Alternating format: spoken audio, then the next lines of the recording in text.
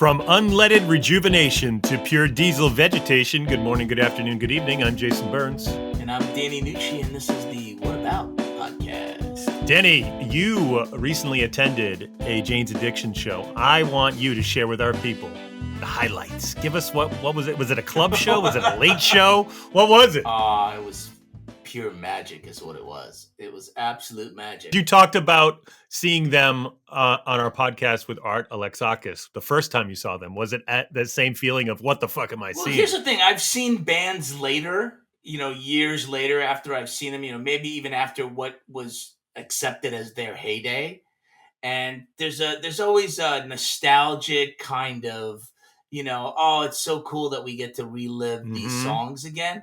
That was not the case. Not here. They just played so well. I mean, the four of them together are just, they're magical. And I saw a bunch of people that I knew there, and they were just like, how about that show, bro? Was that something else? I'm like, incredible. What kind of venue was it? It was the YouTube Theater near SoFi Stadium. Okay. And, not a huge venue, like a good sized venue. The sound was great, but what the four of them can produce, it's just drums, bass, guitar, and sing. It's quite a soundscape, and the songs were so good, and the vibe was so good, and Perry Farrell can still sing those high songs. I wonder if after that show, especially if it was as good as you say it was, if they needed to refuel the tank. I don't think so, man. I mean, they didn't even play an encore. They finished with Been Caught Stealing, and it was like, that's it. That's what we're ending with. Good night. Wow, get the fuck out. Lights came on. Well, I was going to get the fuck out of here. But I could have listened to them play for another 2 hours. I mean, it was that good, and they were just tight. And it felt like, oh my God, it was just, because a lot of the stuff is just, it's epic. They do epic well, and then they rock really well. Then they go right into, stuff that feels like punk rock. Mm-hmm. And they fucking, you're fucking slamming your head. Love it. But enough about that. Let's talk about Refueling the Tank. Let's talk about Jessie Wagner. Yeah, it was really great to sort of research her and see what she's all about. And like I said to her a few times, I mean, she is really, really versatile. I mean, and what a voice. I mean, what an incredible voice. Incredible versatility in that voice, too, like we were talking about. And people need to stick around to the end of this interview just to hear her Lenny Kravitz story, because it's oh my God, you gotta amazing. Just listen to the Lenny Kravitz, the meeting Lenny Kravitz story. Well, without further ado, the very talented and lovely and not nerdy geek looking at all, Jessie Wagner.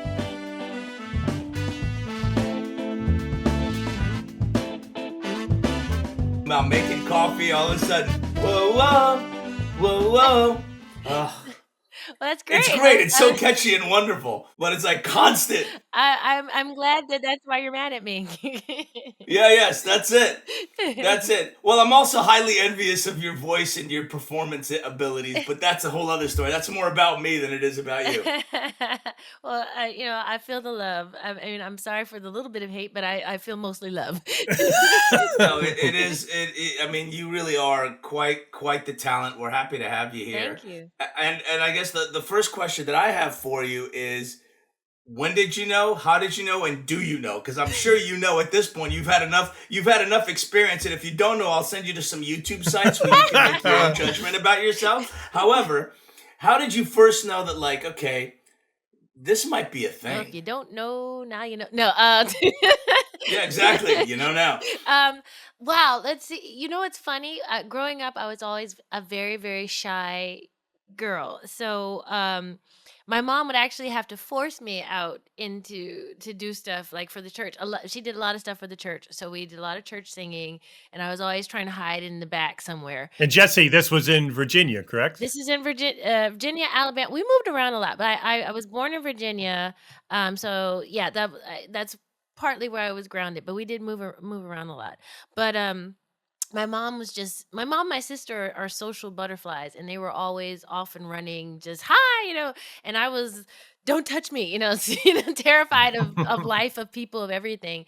And then I started writing poems, And my teacher once got in high school got me up to read one of my poems, and something about being able to kind of channel in another medium allowed me to open up a little bit more. And so I started reading more poems, and then I realized how much I loved being on stage, so I started doing little plays. And then because I had always been forced by my lovely wonderful mother to sing in church, and I felt comfortable enough to get up and sing in plays. And then from I started singing in plays, and then I got to college, and there was a pageant, and I was going to do a dramatic monologue, and I was going to show my brilliant acting skills. And but apparently everybody in the show was doing some kind of dramatic monologue, and the director was like, look, I've heard you sing. No, there's too many of this. We're over it. You're going to sing. And somehow he convinced me to just sing without being a character. And I ended up winning the pageant. and Do you remember what you sang? And how did you pick a song? I You were like, what am I gonna sing? I grew up singing a lot of jazz standards because, again, my mom, that's what she would play. We listened to everything from Nancy Wilson, the jazz singer, to the Carpenters, to Tony, just kind of all over the place. Schizophrenic musical palette, which kind of explains my music now. but but I think I sang a Nancy Wilson tune. Uh Dear Lord above. I can't remember how. Oh my goodness! Now I can't remember how it went, or the song itself. We are getting really lucky with people singing to us. Jessie, we just had Tyrese sing to us the other day as well. Step back. I'm sorry.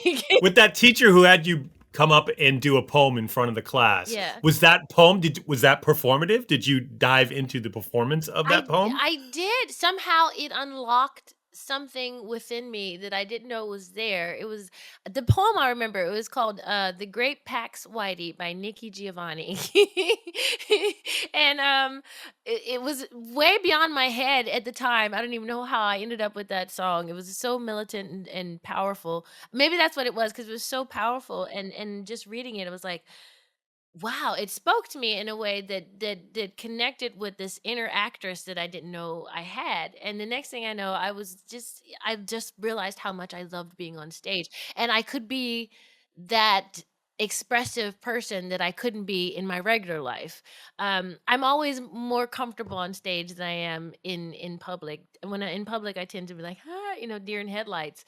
But on stage, it's like, hey, I understand Sasha Fierce. I totally get that whole concept, because you do tap into this other side of you that maybe you're a little frightened of expressing in on one-on-one, or in just regular circumstances. So yeah, it was this the urging of. I had great teachers.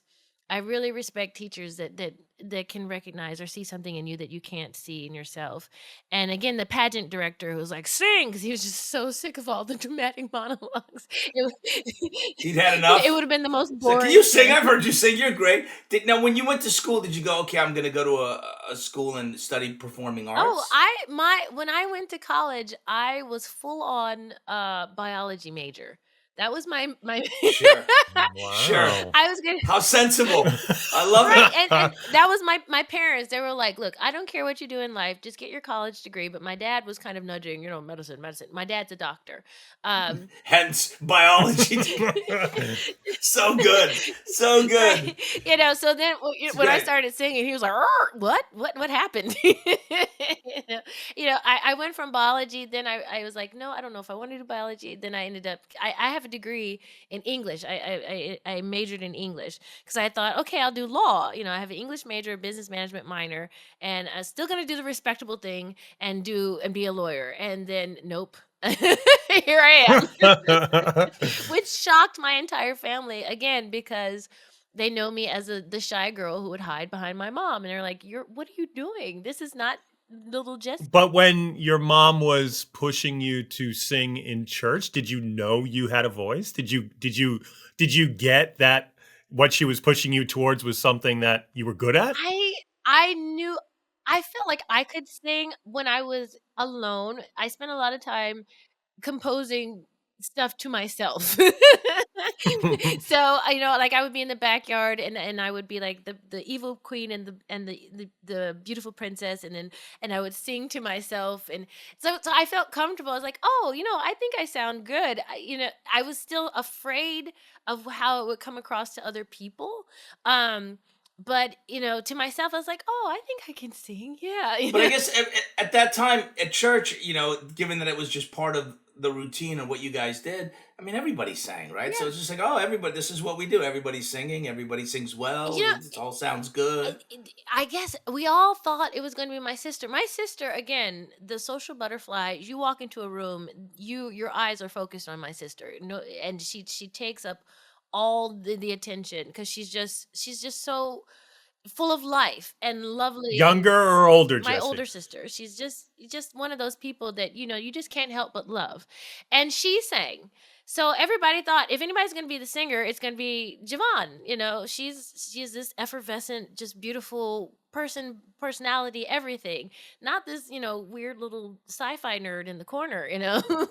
Easy with the weird sci-fi nerd. Hold on, because I don't think you're painting the listener a fair picture of what we're looking at right now. I don't think that's a fair representation. Let's just pump the brakes.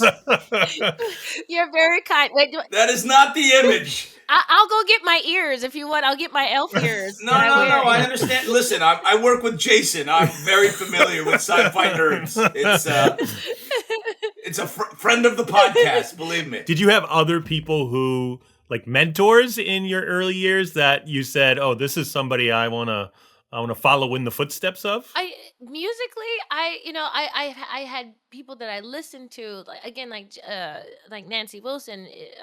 So I had people that it's Yeah, the turn. you and your friends all listen to Nancy Wilson, I'm sure. And they're like, yo, Again, check this out. my No, listen to this. No, listen to this. You're going to love this shit. and that's how it went, exactly like that with my friends. And my friends would give me the "What is wrong with you" face, because my friends are listening to Jodeci and other contemporaries, and here Sure. I'm bringing out, "Oh, I got this jam. This is Marvin Gaye, and he's singing Maria from from West Side Story," and they're like, "What are you on? What is this?" So I'm my friends thought I was very special, and thank God I had very lovely friends that kind of embraced the fact that I didn't want to gravitate towards one thing. I just kind of took on all kinds of different elements. Well, that's like totally present even in these two new singles. I mean, back to back. Danny and I were just talking about. We both love ska, and like there's a total ska feel to the track. Yeah, it's reggae ska. Oh reggae my God, ska. Yeah. It's got the horns, the whole thing. It's great. But before we get to that, which we're gonna get to that, don't you worry. Well, not that you're worried, but I want to talk about it. Because it's I love the sentiment of the song. When did you start playing in bands? Because it sounds like, or at least what I heard is that you came up sort of more in the performing arts aspect of singing. When did it turn into you're on stage with fucking guitars and can't hear yourself, and you're like, wait a minute, I can't hear what the fuck I'm saying? Well, how accurate is that? Again, college was the turning point for me. I know a lot of singers say that they knew when they were small kids, and I guess to some degree, I knew it was in me, but it wasn't until I reached college and I was like, you start exploring. And I had a friend of mine, Joy, who was another. I tend to gravitate towards people that are just bigger personalities than me, and she was just, let's live life.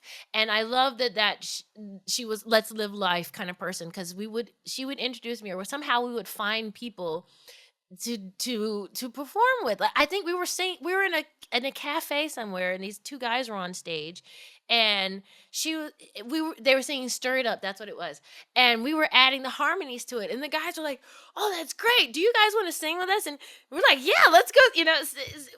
Here is these two strange men that we'd never seen before, and next thing you know, thank God nothing weird came out of it, but we're like hanging out with these strange men. Yeah, just singing and performing. That can happen. It's amazing that can happen. Where did you go to college, Jessie? What city was this? Well, this is the kicker on top of it all, because I grew up very religious. So I went to a Seventh-day Adventist school called Oakwood University, which is very much not doing anything like that, you know. So, we had to be at worship every day, or on Tuesday. I got the biggest worship fine for skipping worship, and the my dad's looking at the bills like, "What is this $600 worship fine?" I was like, well, chapel came on, but a chapel was on Tuesday. Is that a single miss fine? You missed once, and that's a No, 600 fine? no. I missed several because That's cumulative. Thank God. guess what I was doing? Singing. No, I was in my dorm room watching Dr. Quinn, Medicine Woman. That's funny. That's a show from the 90s, in case anybody needs to know. So I'm sorry, Dad. I had to watch it. But that, again, college, we started, we would sneak off campus and we would go singing with these lovely gentlemen in clubs. What city was this in? Jason asked. I'm curious, just so I get the Huntsville, visual. Alabama. Yeah, Huntsville, I am, I grew up a Alabama. Southern girl. Yeah. With no Southern accent whatsoever. I can't hear anything. It's fine. Most people think I'm from California. I get that a lot. Maybe. Yeah, I see that. I see from California. Totally. Totally. Listen to this guy. But when I get around my family, then the twang comes out. Mhm. It just slips out very easily. But I've always had this perfected newscaster voice. I don't know where it came from, but depending on who I'm with, then you can hear, oh no, she's Southern girl. So here you are, Huntsville, Alabama. You're going out. You got a buddy's going, this is what we're doing. Come with me. She grabs your hand. You go, we're singing with these strangers. Yeah. And somehow my mom, even though my mom she pushed education first because she's a teacher, and that was her main focus, but she also recognized when you're discovering a passion. And even though she always encouraged, make sure you get your education. My grades were always top notch. I was always top of my class. But she also started encouraging my songwriting, because I started songwriting too. She got me this opportunity to do to do like this weird little public access show where we're introducing songs, and through that I met someone who ran a production house, and she was like, "You're gonna write a song. You write a song." That's my mom. I love her to death, but she was always like, "You're gonna do this." We call to Yanita. She's still Yanita to this day, because you need to do this, you need to do that. I love you, Nita. Yeah. That's fantastic. So did you play instruments, Jessie? Were you writing with instruments? I took piano lessons, so I could pick out a tune or compose a melody using on the piano. I can't say I play well, but I can kind of give you the Play idea. well enough to write. That's all you need to do. Yeah. I can get I have guitars that I frequently work with, and I could kind of pick out and say, this is where I'm thinking of going. So that's generally how I write. Like I hear the melodies in my head, I write the lyrics down once I get the melody going, and then I kind of very badly kind of give the idea to the people my guitarists, so they can follow me. But yeah, so that my mom encouraged me to write for this production house. So I started writing songs in this production house, and my whole journey has been so awkward and strange, but beautiful, in the sense that I knew there was some kind of divine hand guiding it, because otherwise there's no other explanation to how I got from point A to point Z. Well, what's cool is I was just looking at everything you've done, Jessie, and I thought to myself, this is a woman who says yes when she's asked to do something, because you've done so many like diverse things in music as well. You don't turn down an opportunity. I love, again, because of Yanita, my lovely mother. She always encouraged us to try. She would always give us a mantra, tell us to look in the mirror, say, you can do it, try this, and as much as my shy self would fight against stuff, she was always, just try. And I have carried that throughout my entire music career. And it has allowed me to participate in a lot of different projects I would have never thought I'd be a part of. And I write a lot of dance music right now, and I'm like, why am I writing dance? That's not surprising to me. Having listened to, I did a little, Jessie Wagner deep dive, and you are I mean, you are quite versatile as a Yeah. singer. I mean, you really are. You're quite versatile. I mean, you can kind of sing pretty much anything.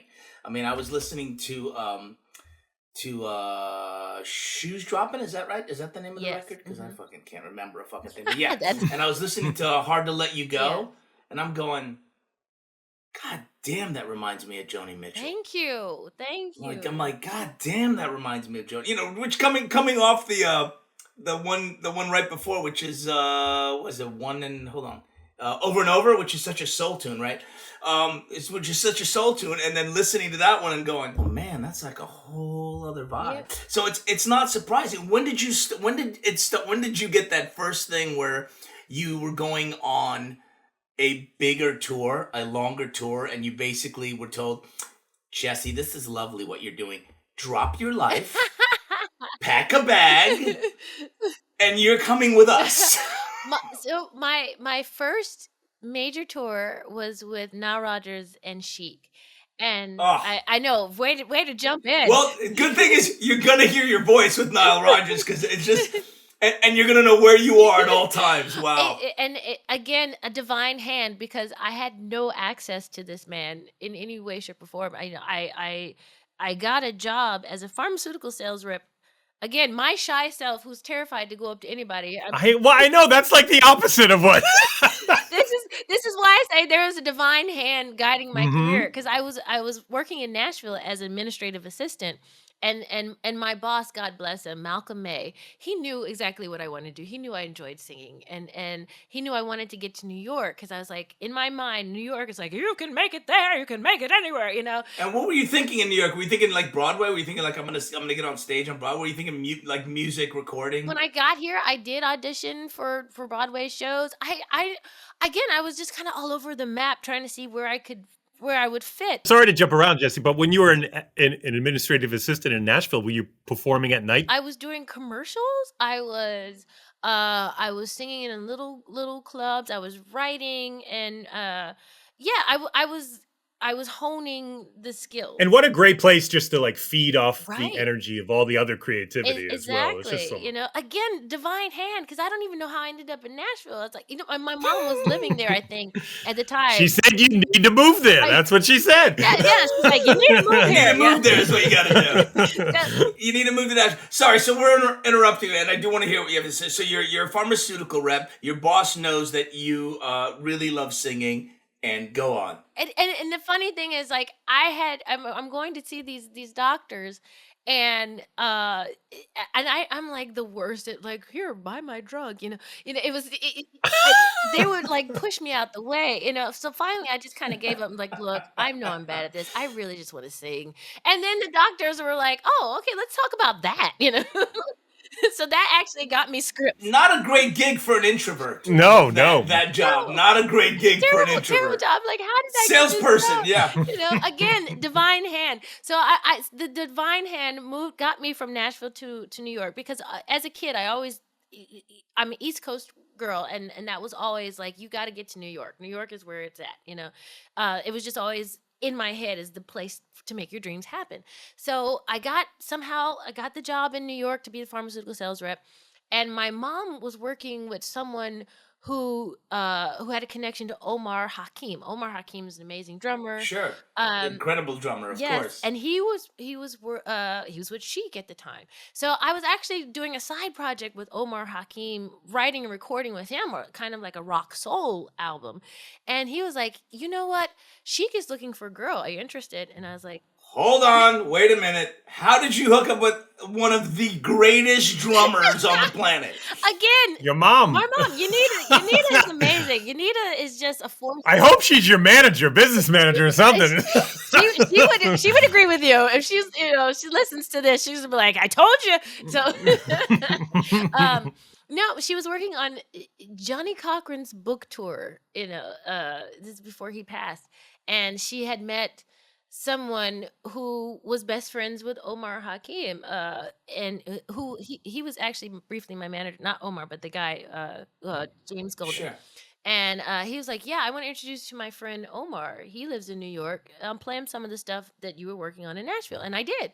And Omar was like, "This is cool. Let's explore these vibes." And it was always I kind of always come back to the singer-songwriter bass, even though I'll go rock here, I'll go pop here, but I always bring it home to the singer-songwriter. But anyway, we were working on the music, and he was like, "Yeah, Chic is looking for a girl." Actually, they had found a girl, but he kind of walked me in anyway. So I met Niall, and he was like, "Yeah, well, let's get you in on an audition." I go to the audition, and me and the other girl we looked really well together, because I think the girl they had initially chosen was a little shorter, but I'm tall. I'm like 5'9". The other singer was like 5'10", and then the keyboard player was female, and she's 5'10" as well. It's like these tall Amazonian like chicks, like, yeah, you know. And I just kind of fit the look, and I guess I fit the sound, because I could harmonize, and and even though I was so green, he was like, "Yeah, I like this," and that's how I went in the trenches doing a Blue Note tour in Japan. Wow. We did three shows a night. I think they only do two now, but we did 3 shows a night. Talk about getting your feet wet right out of the Exactly, gates. and I got, God bless Silver Logan Sharp, because she she actually had me sit down and look at some of the videos, and she was like, "Okay, boo, now I want you to see what you're doing here. This is fine, but this, no, honey." Thank God for candid, strong women, right? No, God, It's so good. God bless Silver, and God bless Niall, both of them, because Niall gave me my start, and Silver helped me learn what it's like to be on stage in this professional arena. Like, I had started doing weddings and stuff, and I still do weddings and stuff. So when I moved to New York, that was kind of in between selling drugs. I was, singing at weddings. But on a professional level of that kind of on up there, it was Silver Logan Sharp who really showed me, okay, this is how you hold mic. This is, she kind of helped me. I bet she looked at you at some point and went, "How's your voice today, honey?" And you're like, "Yeah, you got 3 shows a night. You better figure out what to Yes, there was a lot of Red Bull. Yeah. do." But it was amazing, because that was my first time out of the country. My first time out of the country is Japan, and with Chic. And it was so much fun.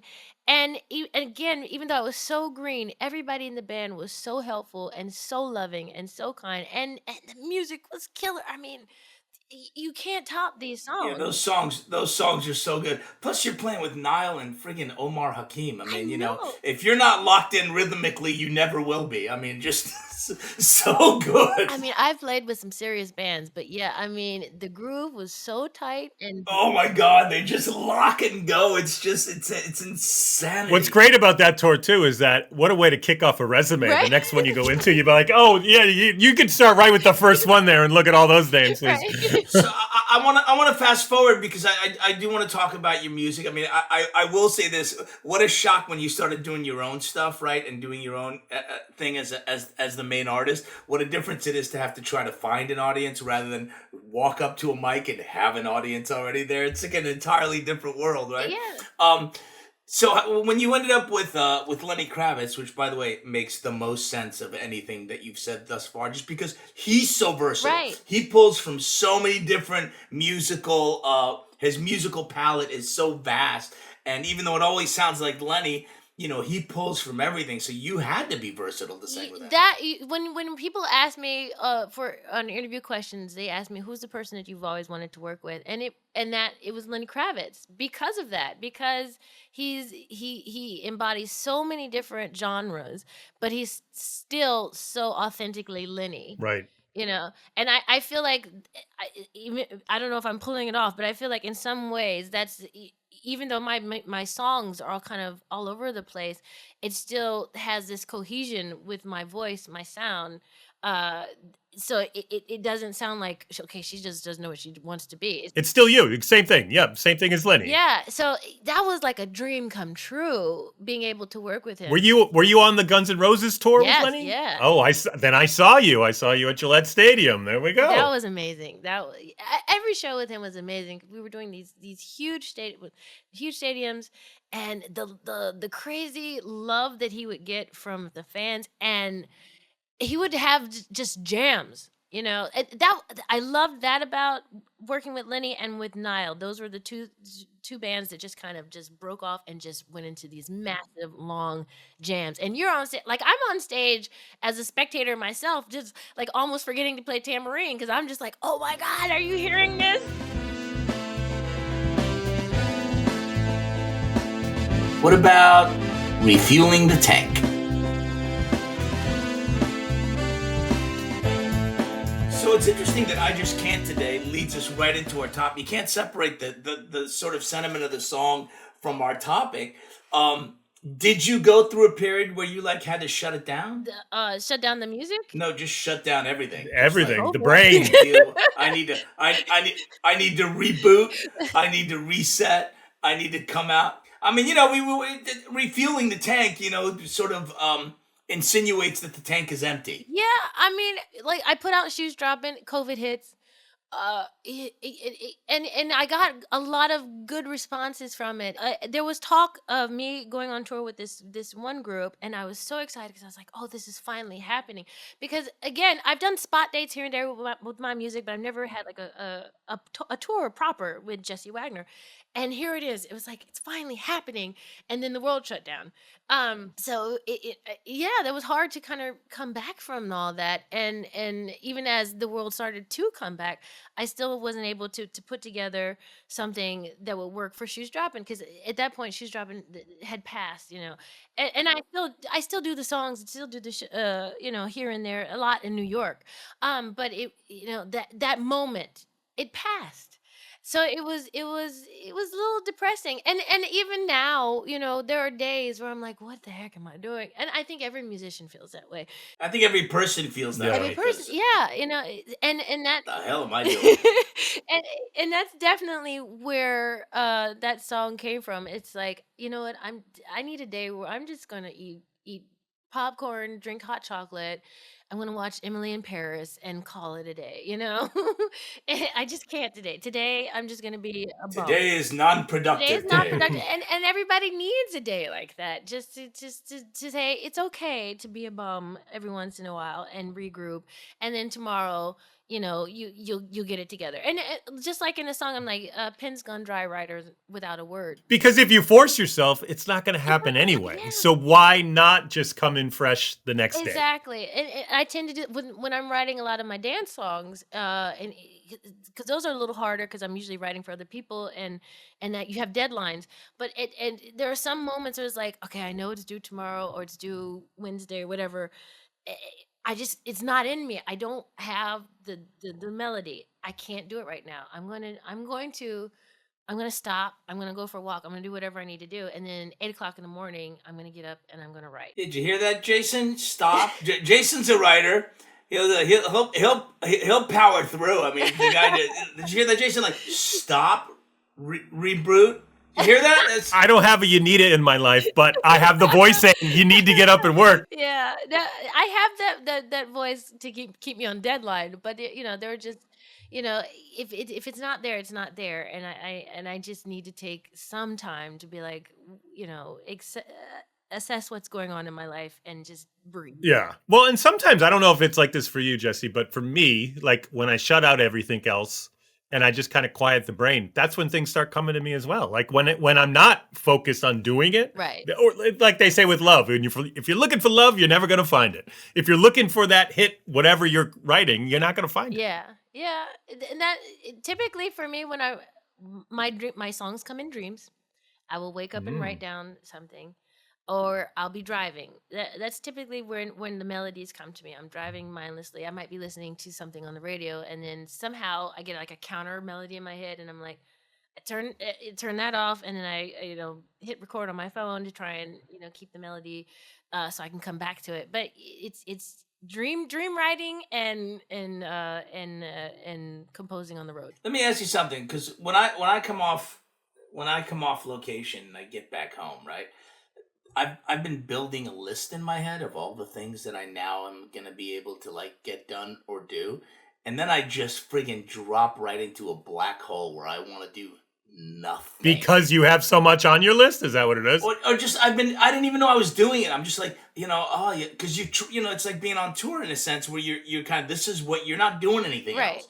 You sleep, you get on the bus, or you get on the and then you're at the show, you do sound check, and then you go and then you move to the next city, right? It's the same idea. You can't really do anything, and then I come home and it's like I have all these things I want to do, but then I need to like shut it down. Oh yeah, that's me every other day. There's a list of stuff I have right now. I'm like, Somebody told me that when you have a to-do list, put like the simplest thing at the top of your to-do list on the day so that you feel like you've accomplished and you can get through the rest. So I put like brush teeth, and then I literally will cross it off because it's like, oh, look at I got one thing on my list. It's not as daunting as it was before. I'm gonna start doing that because on my list is usually wake up 8, write song. Write song, because that's easy. You know what you should do? You should put write good song. That's even easier. Right. That's not daunting at all. Yeah, right hit. Exactly. Right hit song. Jesus. Yeah. I'm gonna start with brush teeth. That's better than right hit song. So when you have to sort of refuel, obviously you recognize you need to sort of reset a little bit. What are some of the things you do? How do you get away and then come back? Is it walking? Is it, because I find it like physical exercise is great, as opposed to non-physical exercise? I don't know. I go from hyperactive to complete slug. So it depends on where I am. Like, if sometimes I'm like, I have to get this workout in because the waistline is showing the evidence of not doing it. So so sometimes I'm like, okay, I'm not focusing on the music right now. Just go out there and do a Pilates or whatever. But then other times, I will binge watch Resident Alien. Like, that was like one of my favorite shows or something like that. And then once I've kind of like completely turned into a zombie, then I'm like, oh, okay, now I can come back and focus on some other things. Well, as an introvert, Jessie, I'll ask you this too, because so when I'm out doing something social, and I'll say this like for you, if like you're doing a tour or you're out doing something that is putting you out in front of people, do you find that emotionally, mentally, that kind of burns you out and you need to refuel as well? Not the actual doing, but just the having to step outside of your introvert. I think what Jason is referencing is you finish, you put on a great show, you come off stage, everybody's like, oh, that was great, blah, blah, blah. And then everybody comes in from the show, friends, families, managers, and everybody else, and you got to have conversation. Oh no, I hide. With family, there's only like a couple of cities where you have to deal with that. Otherwise, I am shower on the bus. I'm in. Oh, you are? Okay, so you don't have to deal with other people's people? No, unless my, like if they specifically say, hey, I'd like you to meet my blah, blah, blah, blah. Yeah. If that's not happening, in the shower, on the bus. I'm on the bus, Battlestar Galactica. The few times I remember when I was on tour with Kid Rock, and I was like, you know what? I'm not gonna do that. I'm not gonna be the bum, the girl that because he used to call me cornflake because I was just so corny and weird. And I remember because they would have, it's Kid Rock, so they're gonna be after show parties. And I was like, I'm gonna do it. I'm gonna go to one of the after show parties. I'm not gonna be the bum on the bus. And I walked in, and here there's Bob, like, and he's like, what are you doing here? The record went. And then he was like, immediately like, get out. No, go. You don't belong in here. Get out. We're talking a lot about like creative refueling the tank, Jessie, but you mentioned you were religious, grew up religious. What about like spiritual refueling the tank? Fortunately, because it's always been a part of me, I always feel like God is with me. Like if I need, that communion, I can just, have that communion. Because he's ever present, and being home, I also get to sing in the church. which is really great. I sing for this this church, Redeemer West Side on 83rd sometimes, and it's a Presbyterian church. Even though I grew up Seventh Day Adventist, I like singing at this church because they're so welcoming and loving, and I get that spiritual connection that I need when I don't have it elsewhere. So yeah, I grew up really religious. I'm not, I'm more about the personal relationship with God than versus what the institutions kind of trying to pound into you. But again, having that outlet to be able to sing at church that's my fueling station. I can only imagine, because there's no results that are necessary, and you're literally there to be of service. So it's really not about you at all, which is kind of great. It's wonderful, and they're so welcoming and loving, and again, there's some services I just I'm singing up there singing and I'm like almost crying. I'm like, you have to finish the song, stop it, suck it up, but you get so emotional because I do miss that sometimes because you tap in, man. You tap in. So you need that every once in a while, and so I'm so grateful that I do have that outlet, but it because I was always taught that he's always with you. He's always with me. So when I need that communion, and at my darkest point, there was a time when I did lose my faith, and it was when I was writing Shoes Droppin'. That's kind of where the album came from, because I was in a very dark place. My world was turned upside down. It was dealing with the health of a loved one, and I did have a nervous breakdown. Like, I completely lost my mind for a minute, and I was like, I can't do this anymore. I just can't. And I was like, you've abandoned me. I feel so lost right now. And as I'm going through that kind of, that just anger and just pain, the lyrics to Shoes Droppin' started forming in my head, and I'm literally yelling at God. I was like, how could you? And I'm singing in that song, that's part of the lyrics. It's like I'm just but then I was like, okay, God is giving me this catharsis that I could somehow channel some of the emotion I'm going through. Well, and maybe in a strange, weird way, Jessie, when the world shut down and you weren't able to tour that album, maybe it was a way of you not having to carry that anger further than you needed to, that those feelings. Maybe, I think getting the album done, or not even just getting the album done, getting those songs done, because there's some, like, Caretaker and Shoes Droppin' are very much part of what I was going through, and the song Lover's Lullaby. So these are songs that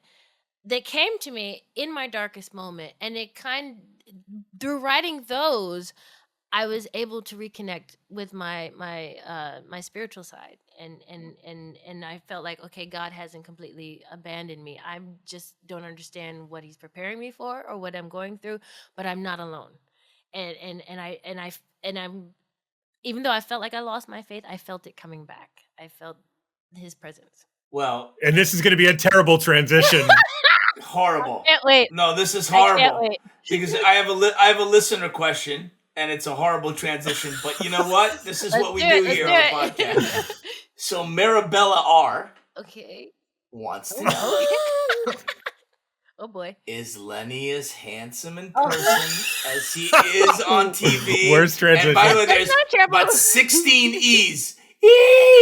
There's like 16 E's. That is not a terrible transition. I mean, seeing him can be a spiritual experience. No. Sure, of course. When Lenny Kravitz, I go to Miami to audition with two other women. He flew us all down to Miami. We're all sitting around in the 1,000-degree heat waiting for this man to arrive. And I'm melting, literally, because we're outside around a pool, but we're not getting in the pool because we're about to audition for Lenny Kravitz, and we're all trying to look our best and be beautiful or whatever. So, but we're all melting. And 86% humidity. Exactly. We're literally melting. But then, out of nowhere, this beautiful, just godlike creature appears in the tightest black leather pants you will ever see in your life, in 1,000-degree heat. Shirt, no shirt. No shirt. Shirt, no shirt. It's just the tightest no shirt. black leather pants, black of all things, in 1,000-degree heat. walking towards us in slow motion. I swear, in my brain, everything slowed down. But yes, it's not a six pack. It's a 12, 24. What's weird is that this is exactly how my wife and I met. Oh, nice. No.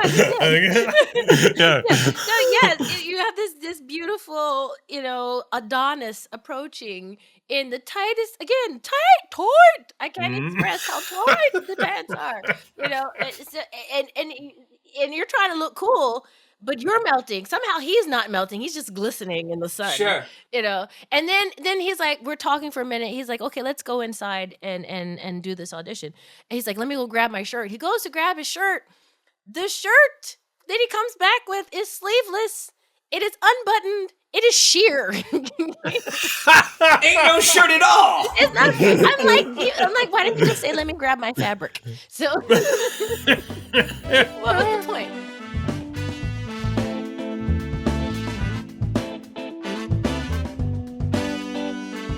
I have a question for you because I wasn't clear. Were Lenny Kravitz's pants tight? They were toit, I believe. She's Toight, I guess. I mean, when I think of Lenny Kravitz, he's older than I am. And he looks like that. He looks like a 20-something year. I was looking at a He picture looks of him before this interview, and he just looks like, his body looks like he's a teenager. He really is he really is an inspiration. One of those inspirations that you'll never get to, but maybe you can start to move in that direction. Start to slide myself into a pair of tight leather pants. No, I don't think that's going to happen anytime soon. I don't think anyone wants to see that. I think he can still pull it off, but I don't think anyone wants to see that for us, Jason. It's over. I wouldn't even leave the AC in that hot Florida weather, so I wouldn't be squeezing into leather pants. I love that they're waiting by the pool. It's just a great story. But listen, go on your whatever your preferred music platform is and listen to Shoes Droppin'. It's really cool, man. You can get a sense of it's very much like Lenny Kravitz in the sense that they're versatile songs coming. You can hear the different genres influencing. Mm-hmm. And if you go on YouTube and you see it, she's a hell of a performer. Yeah, that girl is comfortable on stage. I could definitely sense that shyness that she was talking about in our conversation. You never know. No, never know when she's belting it out. Dancing in a tight skirt on stage. It's just crazy. And I love that she's, binging Resident Alien. I wonder if she's into Supernatural. What do you think? I'm surprised you didn't ask her. I wanted to, but it didn't feel right. That was great. God, I wish the listeners could have seen your face when you said that you were like a 16-year-old girl. All right. Well, listen. Thanks for listening. It was great. Thanks for listening, really. Music by Denny Nucci. Produced and edited by the same two people you heard hosting this show because they have no friends.